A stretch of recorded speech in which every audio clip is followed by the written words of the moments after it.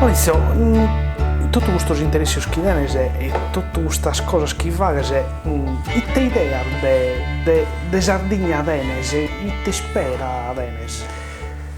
Io spero che i saldi sarebbero a tenere coscienza dei suoi potenziali ci possono vendere, naturalistico, storico, geografico, di turismo, questo vedere tutto questo. C'è le cappia e c'è una classe politica che faccia sentire il suo vero di questa gente.